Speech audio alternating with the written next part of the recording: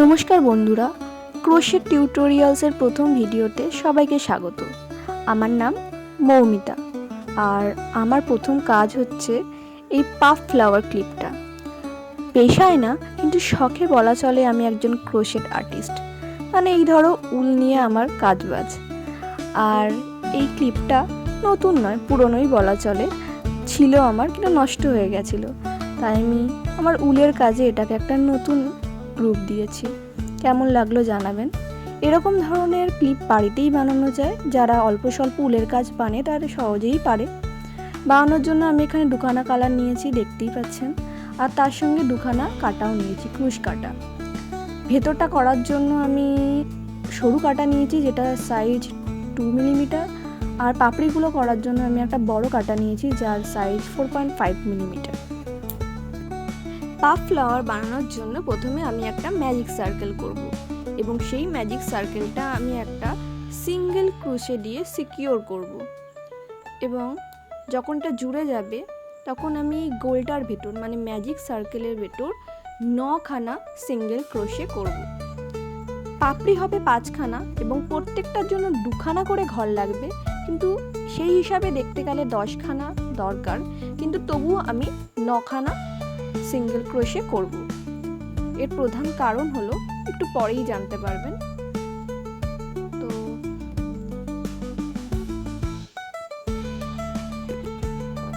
Single ক্রোশেটের সবচেয়ে basic জিনিস। যারা অল্প স্বল্প উলের কাজ জানে প্রত্যেকেই এই সিঙ্গেল ক্রোশে করতে পারে, কিন্তু তবুও যদি কেউ সিঙ্গেল ক্রোশে না পারে এবং কি করে করতে হয় সেটার জন্য একটা ভিডিও চায়, তাহলে সে অবশ্যই আমার ভিডিওর নিচে কমেন্ট করতে পারে। তাহলে আমি তাকে সিঙ্গেল ক্রোশের একটা টিউটোরিয়াল অবশ্যই দেখিয়ে দেব। তো এখন আমার কাছে এখানে 9টা সিঙ্গেল ক্রোশে হয়ে গেছে, এবং 9টা সিঙ্গেল ক্রোশে হয়ে যাওয়ার পরে যে ছোট দড়িটা আছে, মানে ছোট যে সুতোটা আছে, সেটাকে ধরে টান মারলে আমার ম্যাজিক সার্কেল ক্লোজ হয়ে যাবে। এবং এরকমভাবে যখন ম্যাজিক সার্কেলটা আমি ক্লোজ করে ফেলবো, তখন আমার যে প্রথম ঘরটা আছে, ম্যাজিক সার্কেলে যে প্রথম ঘরটা আছে, সেই প্রথম ঘরের সঙ্গে লাস্টের ঘরটা আমি জুড়ে দেব। এবং জুড়ে দেওয়ার জন্য আমি স্লিপ নট ইউজ করব। স্লিপ নট ইউজ করতে গেলে এরকম প্রথম যেটা আছে, প্রথম ঘরটার মধ্যে আমি আমার কাটা ঢুকিয়ে টেনে লাস্ট ঘরের মধ্যে দিয়ে বার করে নেব, এবং তারপর আমি কাঁচি দিয়ে সুতোটা কেটে নেব, এবং তারপরে গিট দিয়ে দেবো। গিট দেওয়ার জন্য সুতোটাকে টেনে আমি লাস্ট ঘরের ভেতর ঢুকিয়ে সিকিওর করে নেব। তাহলেই হয়ে যাবে আমাদের ম্যাজিক সার্কেল। এখন আমি দেখতে পাচ্ছি আমার কাছে 10খানা ঘর হয়ে গেছে, কারণ এই ফার্স্ট ঘরের সঙ্গে লাস্ট ঘর জোড়ার ফলে একটা নতুন ঘরের সৃষ্টি হয়েছে। তাই টোটাল দেখলে দেখা যাবে এখানে 10খানা ঘর রয়েছে। তো এবার পাপড়ি করার পালা।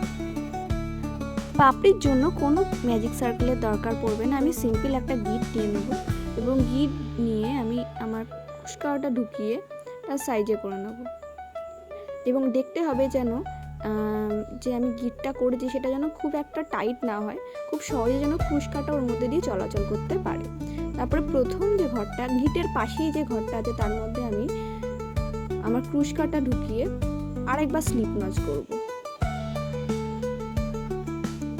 স্লিপ নচ করার পরে আমি 3টে চেন করব। এই স্লিপ নচ হলো। স্লিপ নচ করার পরে এখন আমি ভালো করে সিকিউর করে এখানে 3টে চেন করব। 3টে চেন করার জন্য প্রথমে উলটাকে টেনে এই ঘরের ভেতর ঢুকিয়ে, বেসিক সকলেই জানে চেন কীভাবে করতে হয়। যদি কেউ না জেনে থাকে তাহলে আমি আলাদাভাবে একটা টিউটোরিয়াল দিতে পারবো এরপরে এই উলটাকে টেনে আমি প্রথম যে ঘরটা আছে সেই ঘরে, একই ঘরে টেনে নিলাম, ঢুকিয়ে আবার উলটাকে টেনে আমি এর মধ্যে দিয়ে বার করলাম। মানে যতটা সম্ভব উঁচু করতে পারি ততটা উঁচু আমি বার করব। করেই দুটো লুপকে আমি জুড়ে দিলাম। দুটো লুপ জুড়ে গেলে একটা হয়ে গেল। আবার সেম প্রসেসে আমি উলটাকে টেনে ওই একই ঘরে ঢুকিয়ে আবার টেনে নিলাম। যতটা উঁচু সম্ভব ততটা টেনে এই যে দুটো লুপ হলো, এই দুটো লুপ আমি জুড়ে দিয়ে আবার একটা করলাম। এইভাবে আমি একটা ঘরে এরকম 3খানা লুপ করতে পারবো। প্রসেসটা একটু ভালো করে খেয়াল করলেই বুঝতে পারবো আমি কি করছি। এবং 3খানা, এই একটা ঘরে 3খানা লুপ, এই চেনটা বাদ দিয়ে একটা ঘরে 3টে লুপ হয়ে যাওয়ার পর পরের ঘরে আমি সেম প্রসেসে আবার গিয়ে ইন করব, ইন করে এটাকে টেনে যতটা সম্ভব উঁচু আমি নিয়ে আসবো। নিয়ে এসে আবার আমি দুটো করে জুড়ছি। আবার এই প্রসেসটা আরেকবার করব। দেখা যাচ্ছে এই প্রসেসটা আমি আরেকবার করলাম। তাহলে একটা পাপড়ি করতে আমি দেখতে পেলাম আমার কটা লুপ, 5টা লুপ আছে আর একটা চেন, মানে টোটাল 6খানা। তারপর এই প্রত্যেকটার ভেতর দিয়ে আমি উলটাকে নিয়ে আসবো, শুধু একটা ঘর বাদ দিয়ে, ওই চেনের ঘরটা বাদ দিয়ে আমি টেনে উলটা নিয়ে এলাম। এই একটা ঘর বাদ দিয়ে আমার কাছে দুটো লুপ আছে, এই দুটো লুপ আমি আবার জুড়ে এক করে দেবো। এর ভেতর দিয়ে টেনে ক্রুশ কাটার সাহায্যে উল নিয়ে এসে এই একখানা লুপ হয়ে গেল। এবং এরপরে আমি আবার দুটো চেন করব, এই 1 আর এই 2। এবং এই চেন করার পরে আমি আগেও বলেছি একটা পাপড়ি করতে আমার দুটো ঘর লেগেছে। প্রথম ঘর আর এই দ্বিতীয় ঘরের ভেতর ঢুকিয়ে আমি স্লিপ নচ করব। 2 নম্বর ঘরটার ভেতর ঢুকিয়ে আমি স্লিপ নচ করব। এই স্লিপ নচ করলাম, হ্যাঁ স্লিপ নচ করে আমি টানলাম, টেনে যতটা সম্ভব টেনে আমি পাপড়িটাকে ফুলিয়ে দিলাম। দেখা গেল একটা সুন্দর পাপড়ি আমি দেখতেই পাচ্ছেন। আবারও একইভাবে এখন আমি 3খানা চেন করলাম পরের পাপড়ির জন্য। 3টে চেন করার পরে তার নেক্সট যে ঘরটা আছে সেই ঘরে আমি ক্রুশ কাটা ঢুকিয়ে নিলাম, ঢুকিয়ে সুতোটাকে টেনে আবার বার করলাম এবং উঁচু করলাম, যতটা উঁচু সম্ভব ততটা উঁচু করে আবার দুটো লুপ এক করে আমি একটা লুপ তৈরি করলাম। এইভাবে আমি একটা ঘরে 3টে লুপ তৈরি করব এবং পরের ঘরে দুটো, মানে টোটাল আমার হচ্ছে চেনটা মিলিয়ে 6খানা ঘর। এবং 6খানা ঘরে আমি একসঙ্গে ক্রুশ কাটা টেনে এক করে দেবো।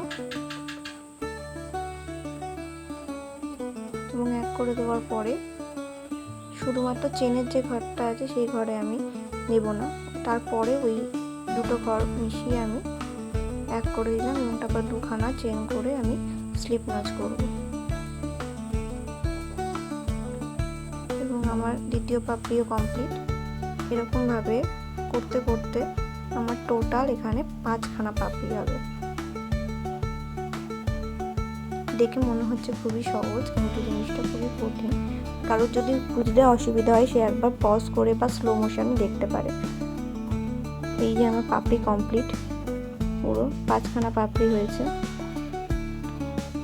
এবং এই 5খানা পাপড়ি হয়ে যাওয়ার পর আমি কাঁচি দিয়ে কেটে আবার একই প্রসেসে গিট মারবো। ওই টিপ সুতোটা যেটা এক্সট্রা সুতো আছে সেটা ওই লাস্ট ঘরের মধ্যে দিয়ে ঢুকিয়ে টেনে আমি সিকিউর করে নেব। কিন্তু আরেকটু ভালোভাবে সিকিউর করতে গেলে দুটো সুতো যদি আমি গিট দিয়ে দিই তাহলে খুব ভালোভাবে এটা সিকিউর হয়ে যায়, কোনো মতেই এটা এখন আর খুলবে না এবং খুবই টেকসই হবে। আর সত্যি কথা বলতে ফুলগুলো দেখতেও অসাধারণ লাগছে, খুব সুন্দর লাগছে ফুলগুলো দেখতে। হাতের কাজ একেই বলে হয়তো। এবং আমি আগেই বানিয়ে রেখেছিলাম, আঠা মারা হয়নি, সাজিয়ে রেখেছিলাম ক্লিপটার ওপর। এটা আমার পুরনো একটা ক্লিপ, খুব শখেরই, নষ্ট হয়ে গেছিলো বলে ফেলে দেবো না বলে আমি এটাকে আবার নতুনভাবে রেনোভেশন করেছি। তো এই ফুলটা আমি বাকি রেখেছিলাম টিউটোরিয়াল দেখানোর জন্য। এবং তারপরে এখন ফাইনাল লুক এইটা, এখনও ফাইনাল হয়নি, এর মধ্যেও এখন অনেক কারিগরি বাকি আছে। আঠা লাগানো খুবই কষ্টের ব্যাপার, সোজা বলতে কিছুই নেই হয়তো পৃথিবীতে। আমরা যারা উলের কাজ করি তাদের কাছে এগুলো খুব শখের জিনিস। আর যদি কেউ নিজে বানাতে পারে অবশ্যই ভালো, আর যদি না বানাতে পারে অর্ডারও দিতে পারে। কাস্টমাইজ ক্লিপ আমি করে দিতে পারবো, যদি কারোর লাগে তাহলে সে অবশ্যই ডিএম করতে পারে। আমি আগেও বলেছিলাম এটা আমার পুরনো ক্লিপ, দেখো অর্ধেকটা ফেটেও গেছিলো। আমি এই এটাকে ম্যাজিক গানই বলে, গ্লু গান বলে, কিন্তু গ্লু গানে আমার আবার বন্দুকটা নেই, তাই আমি ওটা আগুনের সাহায্যে গলিয়ে ব্যবহার করি আঠা লাগানোর জন্য।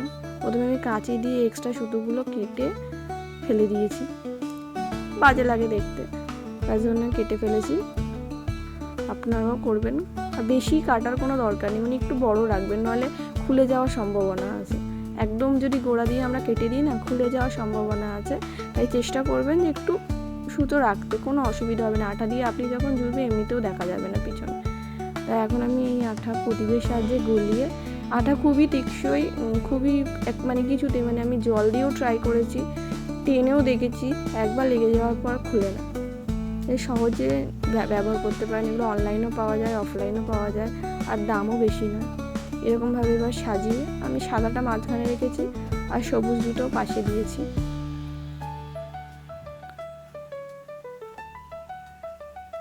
খুব সাবধানে আঠা ব্যবহার করবেন, এমনিতে খুব গরম, হাতে ছ্যাঁকাও লেগে যাওয়ার সম্ভাবনা খুবই বেশি আছে। তো এইভাবে আমি আঠা দিয়ে সুন্দরভাবে সাজিয়ে সাজিয়ে করেছি। যেরকম আমি আগে থেকেই সাইজ করে নিয়েছিলাম ফুলের সাইজগুলো, যাতে আমার ক্লিপের সাইজে হয় এবং এটা সহজেই লেগে যায়। এরকমভাবে আমি এখন সিকিউর করে করে অবশেষে পুরোটা দেখানো মনে দরকার নেই। ভালো লাগলে সাবস্ক্রাইব করবেন। ধন্যবাদ দেখার জন্য শেষ অবধি।